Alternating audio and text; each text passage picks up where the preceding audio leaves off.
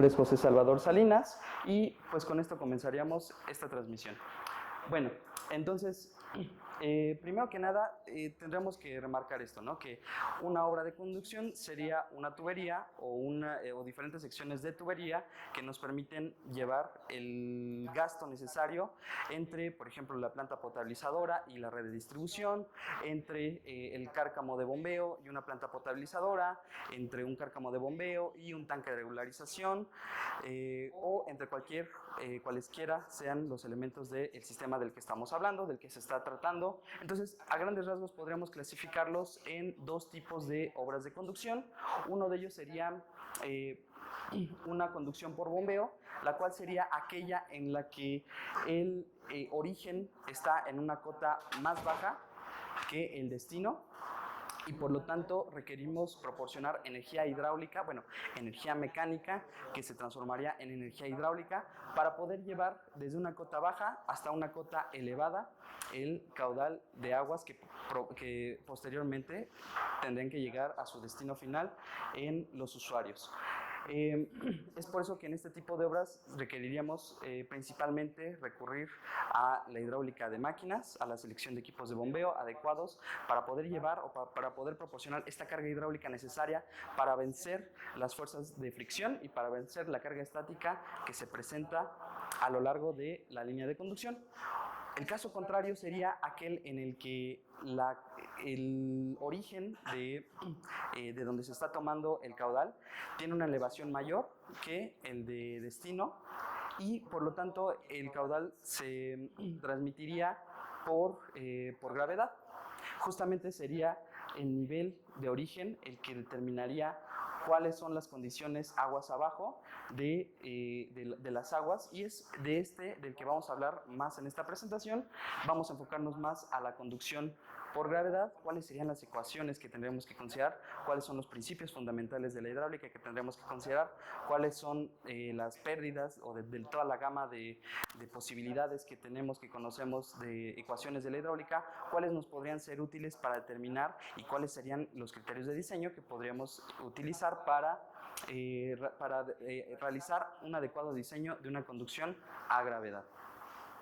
Entonces, considerando en estas imágenes que el flujo es de izquierda a derecha, y bueno, pues antes que eso podríamos hablar principalmente de cuáles son los elementos que componen una línea de conducción.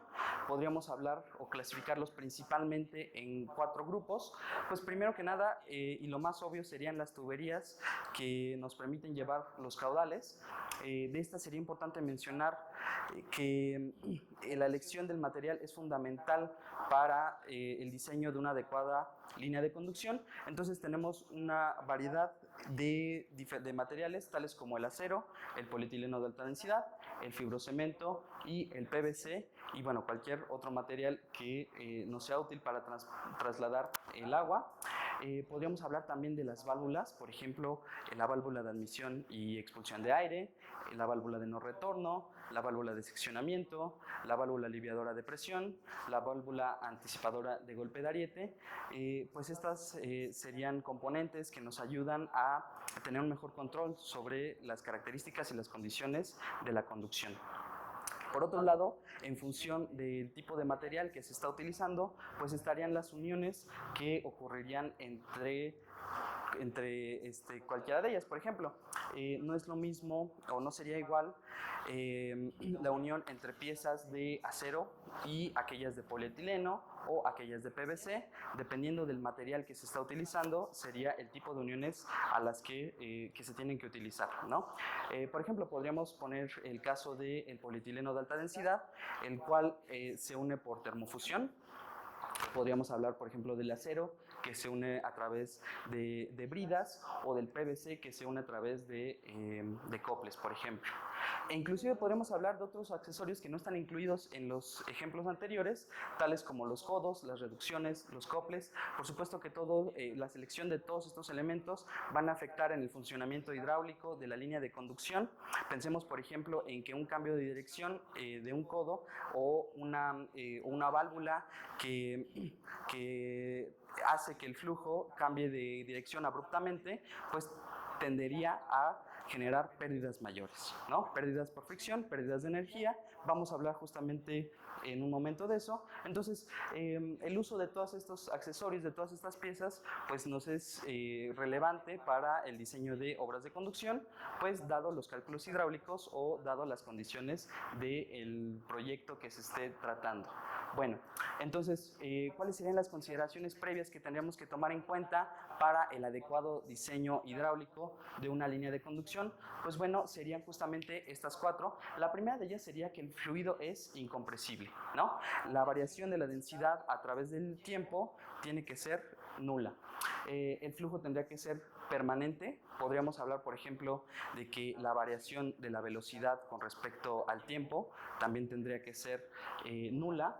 El volumen del control es rígido y fijo. Esto se refiere a que en la sección de tubería que estamos estudiando, o en este caso en el diseño de toda la línea de conducción, el volumen no cambiaría con respecto al tiempo. Es un sistema rígido en el cual, además de no tener variaciones en volumen, pues tampoco habría variaciones en salidas y entradas. Sería un sistema en el cual solo existe una salida y una entrada, que justamente sería la entrada o el inicio de la línea de conducción y el final, ¿no? El origen y el destino. Y en todo el trayecto, en toda la parte intermedia, no se esperaría o no se estaría considerando pérdidas del sistema, pérdidas físicas.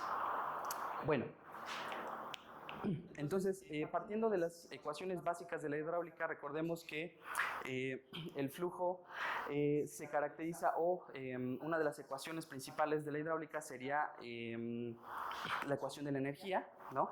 Aquella que nos dice que para cada punto de un tramo de tubería, o para cada punto de una sección donde se presenta un gasto y un área constante, por lo tanto la velocidad también es constante, que es uno de los criterios que mencionábamos anteriormente, pues a cualquier punto que nosotros quisiéramos analizar se presentarían, tendría una energía asociada, la cual se expresa de 3 maneras. Una es la carga de velocidad, la cual representa la energía cinética de cada sección. La carga de presión, que representa la presión dividida en el peso específico del líquido. En nuestro caso, lo que estamos trabajando es el agua. Y la carga de posición, que representa la elevación de la sección con respecto a un plano de referencia. Este es el plano horizontal de referencia. Y cada tramo que nosotros quisiéramos analizar tiene una energía asociada que se expresa en cualquiera de estas 3. Ahora, la ecuación o el principio de conservación de la energía nos diría entonces que la energía en un punto tendría que ser exactamente igual que la energía de otro punto. Con esto llegamos a la ecuación de Bernoulli, la cual nos diría que si nosotros analizamos 2 puntos y no hay variaciones en las características de este tramo de tubería, pues entonces podríamos esperar que la energía en cada uno de estos puntos sea exactamente la misma, claro, representada de manera diferente. Por ejemplo, en este primer tramo podríamos hablar de una carga de presión menor que en el segundo. En el primero podríamos hablar de una carga de posición mayor que en el segundo, dado la inclinación de la sección de la tubería, pero al final la energía se tiene que mantener igual. Ahora, nosotros sabemos que en realidad lo que suele ocurrir es que en realidad hay una pérdida de energía en un trayecto, y es por eso que añadimos una pérdida de carga que le denominamos HF, y que nosotros podemos calcularla para determinar cuál sería el comportamiento a lo largo de una sección de tubería. Por supuesto que podríamos suponer que conforme mayor sea el tramo o la sección, pues mayores serían estas pérdidas asociadas. Entre ambos puntos se podría trazar una línea suponiendo que las condiciones cambian de manera constante entre una sección y otra, ¿no? Claro, ya si hubiera una variación diferente, podríamos hablar entonces de que la línea podría ser de otra forma, pero nosotros estamos hablando de una línea recta. Ahora, de igual manera podría suceder entre los elementos, dos de los elementos de un sistema hidráulico, y es por ello que tenemos esta imagen, este ejemplo, en donde podríamos ver que en condiciones estáticas, es decir, en condiciones de no flujo, podríamos esperar que lo que rija las condiciones aguas abajo de la línea de conducción, pues sería justamente el tanque o el elemento que se encuentre en el origen, en el inicio de la línea de conducción. Ahora, dada el nivel que se proporcione en este primer tanque, este va a definir la carga estática que se presentaría en cada uno de los puntos de esta línea de conducción. Como decíamos anteriormente, la energía asociada tendría que ser siempre la misma, y dado que en este punto no existe un flujo, no existe propiamente el movimiento, pues las pérdidas serían prácticamente nulas. Es por eso que el nivel máximo del tanque de origen sería el que definiría las condiciones aguas abajo. Ahora, ¿qué pasa? Y bueno, imaginemos que esta situación ocurriría, por ejemplo, en el momento en el que en el tanque de destino se cierra la válvula y entonces se evita que se esté llenando el tanque, estamos evitando que haya un flujo, y las características en condiciones estáticas serían de esta manera. ¿Qué pasaría en el momento en el que abramos la válvula y permitamos que el flujo surja de izquierda a derecha? Pues bueno, entonces en ese momento la línea de energía se comportaría de esta manera. Tendría ya una pendiente causada principalmente por las pérdidas. Ahora, sería en este momento importante establecer cuáles serían las pérdidas, cómo las podríamos obtener y cómo las podríamos clasificar. Es por ello que podríamos hablar de dos tipos de pérdidas. La HF representarían las pérdidas totales, las pérdidas de energía que están sucediendo a lo largo de la línea de conducción, y estarían dadas por dos elementos principalmente. Uno de ellos sería las pérdidas locales o las pérdidas por accesorios, que son causadas principalmente por estos elementos que mencionábamos hace un momento: codos, tuberías, válvulas, cambios de dirección, cualquier elemento que interrumpa o que modifique la dirección del flujo sería considerado para las pérdidas locales. Por otro lado, tenemos las pérdidas por fricción, que serían aquellas que suceden por el rozamiento de las moléculas de agua con las paredes sólidas, que en este caso sería la tubería que la rodea. Entonces, es por eso que tendríamos, o se esperaría que a lo largo de esta sección se obtengan unas pérdidas por fricción, unas pérdidas por accesorios, que sumadas nos darían las pérdidas totales en la línea de conducción. Ahora, recordemos entonces que esta que estamos colocando de color azul sería la línea de energía, y nuevamente, sería importante mencionar que, o recordar o reconocer que en cada punto de esta línea de energía están los tres tipos de cargas asociados a un plano horizontal de referencia. ¿De acuerdo? Si nosotros trazamos una línea considerando únicamente la carga de posición y la carga de presión, obtendríamos la línea piezométrica. Esta nos es de interés porque esta línea piezométrica, que representa la carga de presión y la carga de posición, siempre debería de estar por encima del nivel del terreno. Situación contraria a esa generaría subpresiones en la línea de conducción, que es uno de los criterios o una de las situaciones que tenemos que evitar en su diseño. Como podemos ver en esta imagen, pues bueno, en toda la trayectoria de la línea de conducción, esta se encuentra siempre por debajo de la línea piezométrica. Entonces podríamos decir que este podría ser más bien un ejemplo adecuado. ¿De acuerdo? Ahora, sería importante también mencionar en este punto que la carga que se presenta entre el nivel estático y el destino al que tenemos que llevar el caudal, es decir, la carga que tenemos entre la carga estática y el nivel del tanque, sería la que llamamos carga disponible. En un momento más vamos a profundizar un poco más en esto, porque entonces la pregunta obvia, la pregunta que nos saldría una vez que recordamos estos principios básicos de la hidráulica, pues la pregunta obvia sería: bueno, y entonces, ¿cuál sería el criterio para poder realizar un adecuado diseño de una línea de conducción? Uno de estos criterios, estarás de acuerdo conmigo, tendrían que ser los aspectos económicos, ¿no? Toda obra de ingeniería está vinculada fuertemente con los aspectos económicos. Tenemos que buscar que la obra sea adecuada en cuestiones administrativas, en cuestiones económicas.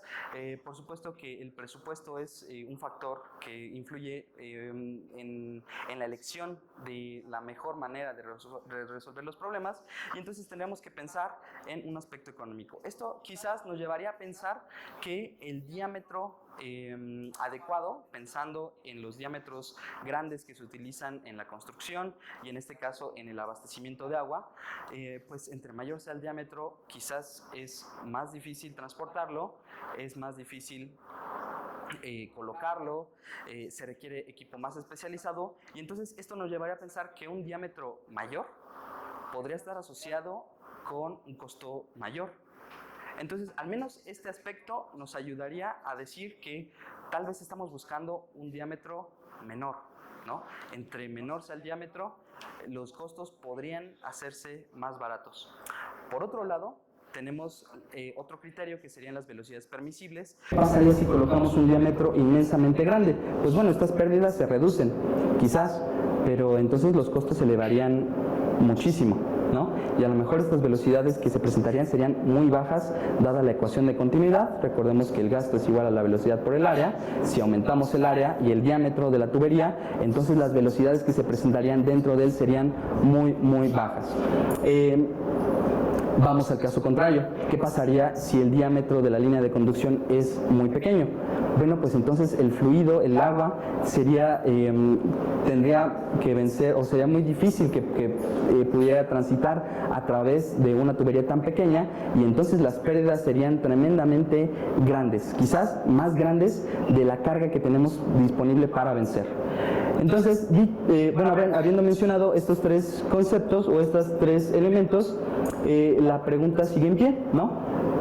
¿Cómo la haríamos entonces? ¿Cuál sería el criterio para decidir cuál es el diámetro más adecuado para una línea de conducción? En lo que lo vamos pensando, vamos a mostrar la tabla de velocidades permisibles proporcionada por Conagua. Podemos ver que estas velocidades están en función de los materiales de tubería, ¿no? Por ejemplo, podríamos hablar de materiales de concreto, de acero, de asbesto, de fierro fundido, de hierro dúctil, de polietileno de alta densidad, de policloruro de vinilo, y las velocidades tenemos dos límites, una máxima y una mínima. La mínima sería una velocidad de 0.3, esto expresado en metros por segundo. Estas velocidades se ha establecido o se ha conocido que propician la sedimentación de partículas. Entonces, tratándose de una obra de conducción en la que no buscamos remover partículas, eso más bien podríamos pensarlo para una planta de tratamiento, pero tratándose de una conducción, de un conducto en el que el objetivo es únicamente llevar un caudal desde un origen hasta un destino, pues la acumulación de partículas no es una situación deseable. Por lo tanto, una recomendación es que la velocidad mínima sea mayor a 0.3, y de esta manera estaríamos reduciendo la cantidad de sedimentos que se acumulan en la línea de conducción. Por otro lado, tenemos las velocidades máximas desde 3 hasta 5 metros por segundo. Sería importante pues revisar que cada una está asociada a un material diferente, y pues esto se debe a el desgaste de los mismos materiales, ¿no? Entonces, en función de ello, sería las velocidades máximas y mínimas permisibles. Podríamos apreciar a simple vista que aquellos materiales que son más plásticos o de hierro o de acero, pues permiten velocidades mayores, mientras que aquellos materiales de concreto simple y preesforzado, pues permiten velocidades máximas en realidad muy bajas, de hasta 3 metros por segundo. Y bueno, ahora sí, volviendo a nuestro esquema general de una línea de conducción, teníamos la incógnita, o teníamos la pregunta de cómo hacer un diseño adecuado. Entonces, tenemos dos posibles opciones. Una de ellas sería, imaginemos que proponemos o que vamos a utilizar un diámetro que nos generaría una pérdida de energía dada. Ahorita no vamos a poner números, pero podría ser esta, y la línea de energía se comportaría de esta manera. Ahora, vamos a suponer que vamos a utilizar o que vamos en el proceso de planeación, vamos a considerar otro diámetro, vamos a llamarle diámetro 2, que este diámetro 2, como mencionábamos, esto hay que tenerlo bastante presente, que entre menor sea el diámetro, las pérdidas por fricción incrementan. Entonces, este diámetro 2, que es menor, su diámetro es menor, pues generaría pérdidas mayores y por lo tanto la línea de energía asociada a ese diámetro tiende a ser más pronunciada. Y con esto me gustaría preguntar, ¿cuál sería la condición deseable? ¿Aquella en la que se pierde menos energía o aquella en la que se pierde más energía? ¿Cuál creen que sería la condición deseable? A lo mejor la lógica nos está llevando a pensar que pues tenemos siempre en presente esta idea de que hay que ahorrar energía, y entonces podríamos pensar, e inclusive en algunas asignaturas de hidráulica decimos pues es que las pérdidas son muy malas, las pérdidas de energía, y entonces a lo mejor la lógica nos llevaría a pensar que la situación ideal sería aquella en la que se pierde menos energía, ¿no?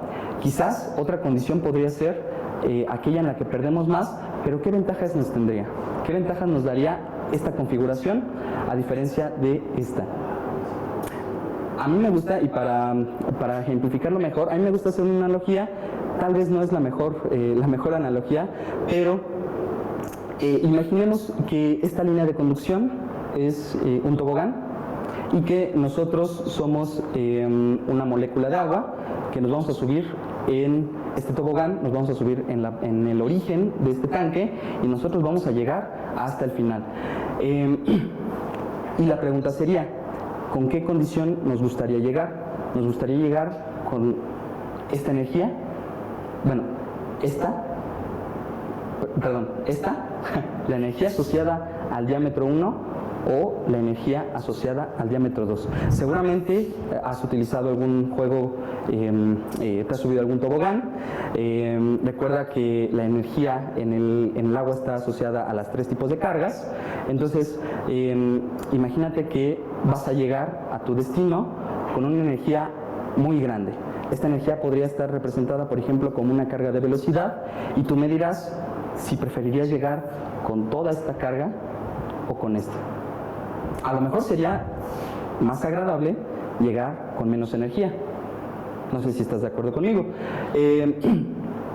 Entonces, esto nos podría ayudar a entender que a lo mejor tiene ventajas esta otra configuración, en la cual consumimos más energía, llegamos con menos al destino, y esto podría mejorar las condiciones en el tanque de llegada, y quizás podría ayudarnos a tener un mejor control en el sistema, ¿no? Imagínate si todo el caudal que viene del tanque de origen llegara con toda la energía de la carga disponible al tanque de llegada, ¿no? Entonces sí, efectivamente, la respuesta sería que tenemos que buscar, de acuerdo o dependiendo de las particularidades de cada proyecto, pero lo deseable podría ser, en muchos casos, el llegar con menos energía.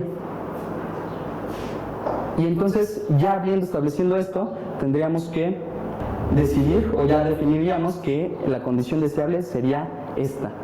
Entonces, con esto y con lo que acabamos de mencionar hace un momento, podríamos establecer que las pérdidas totales, esta que recordemos que es la suma de las pérdidas por fricción y las pérdidas por accesorios, tienen que ser, o vamos a establecer nosotros, que sean iguales a la carga disponible. Es decir, vamos a agotar, durante el diseño vamos a agotar toda la carga que tenemos disponible en la línea de conducción, vamos a hacer que toda esa energía se pierda en el camino. Eso nos llevaría a una condición más deseable en el destino. ¿Y cómo vamos a hacerlo? Pues bueno, entonces ahora sí tendríamos que entrar de lleno a las ecuaciones. Sabemos nosotros que para determinar pérdidas por fricción, por accesorios, pues tenemos muchas formas. Nosotros, o una forma sugerida que podríamos utilizar sería la siguiente. Las ecuaciones para el diseño de líneas de conducción, decíamos que la carga o la pérdida total estaría dada por las pérdidas por accesorios o las pérdidas locales y las pérdidas por fricción. Las pérdidas locales se presentan en puntos fijos de la línea de conducción y son causadas por cambios de dimensiones de la sección, de forma, de dirección del flujo o por presencia de controles. cualquiera de las válvulas o de los elementos que estén presentes en la línea de conducción, nosotros podemos encontrar en la literatura o información publicada por los proveedores una constante que nos ayudaría a conocer qué tanto de la carga se está perdiendo al pasar el flujo por ese elemento. Entonces, estas constantes son las que llamamos constante K. Estas se multiplican por la carga de velocidad, dado que entre mayor sea la velocidad, pues mayor también sería la pérdida de carga. Y si nosotros sumamos todas las constantes y las multiplicamos por la carga de velocidad, obtendríamos las pérdidas locales. Por otro lado, las pérdidas por fricción, estas no son puntuales, estas suceden a lo largo de la línea de conducción y son causadas por el rozamiento entre partículas entre sí y con la frontera sólida. Una forma de calcularlas sería con la ecuación de Darcy, la ecuación de pérdidas de Darcy. Podemos ver que esta depende de la longitud de la línea de conducción. Por supuesto que entre mayor sea la longitud, pues mayores serían las pérdidas que sucederían a lo largo de ella. Está en función del diámetro y la carga de velocidad, que nuevamente, al igual que en las pérdidas locales, aparece de este lado. Además, podrás darte cuenta que hay un factor de fricción, que en la literatura podemos encontrar que hay muchísimas formas de calcularlo, pero nosotros nos vamos a enfocar en una sola ecuación, en la ecuación modificada de Colebrook-White, que es recomendada por Conagua. Esta sería la ecuación con la que se recomienda hacer el cálculo de pérdidas. Podrás darte cuenta que sería 0.25 entre el logaritmo base 10 de epsilon sobre d sobre 3.71 más g sobre Reynolds a la t. Podemos ver que tiene muchas variables involucradas. Vamos a ver qué representa cada una de ellas. Epsilon representa la rugosidad absoluta del material expresada en metros o bien podría ser expresada en milímetros. ¿A qué se refiere este concepto? ¿A qué se refiere la rugosidad? Bueno, supongamos que tenemos una tubería, una sección de tubería por la cual va a pasar el caudal. Nosotros recordemos que para estos cálculos siempre vamos a considerar el diámetro interior, que sería aquel por el que está pasando el fluido. Y entonces, si nosotros pudiéramos hacer un zoom a la sección de la tubería, podríamos ver que por más liso que sea el material, aunque sea plástico o aunque sea PVC, pues siempre va a tener imperfecciones naturales en todos los materiales. Estas imperfecciones, entre mayores sean, entre más grandes sean, pues mayormente van a influir en la fricción del agua que pasa a través de esa sección. Entonces, la rugosidad se refiere justamente al promedio de todas esas imperfecciones que podrían presentarse en una tubería. Y la llamamos rugosidad absoluta porque fíjate cómo en la ecuación aparece dividida sobre el diámetro. Cuando estamos hablando de la relación que existe entre la rugosidad y el diámetro de la sección, entonces estamos hablando de una rugosidad relativa que no tiene dimensiones. Fíjate cómo este cociente no tendría unidades. La rugosidad expresada en metros o en milímetros y el diámetro expresado en metros o en milímetros, pues nos darían una relación adimensional. Por otro lado, tendríamos que considerar el diámetro de la tubería y G y T, que son coeficientes que no hemos mencionado, pues son coeficientes de correlación dependientes del número de Reynolds. Esta es una ventaja de esta ecuación de pérdidas o de este factor de pérdidas de Colebrook-White, porque considera pues un amplio espectro de valores del número de Reynolds. Entonces podría ser utilizado de manera universal para cualquiera de los tipos de flujo que podrían presentarse, laminar, turbulento o en transición. Lo único que tenemos que modificar son los coeficientes G y T dependiendo del número de Reynolds. Entonces, en función del rango en el que aparezcan, si están entre 4000 y 100.000, los valores de G y de T serían los que se muestran acá, de 4.555 y 0.8764, de G sería 6.732 y T 0.9104 para valores de Reynolds entre 100.000 y 3 millones y para valores entre 3 millones y 100 millones los valores de G serían de 8.982 y 0.93 para T.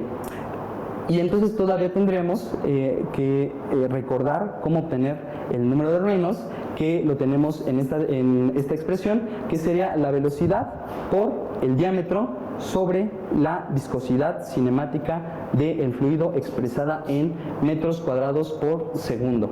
La viscosidad puede obtenerse con esta expresión que tenemos acá, que está en función de la temperatura.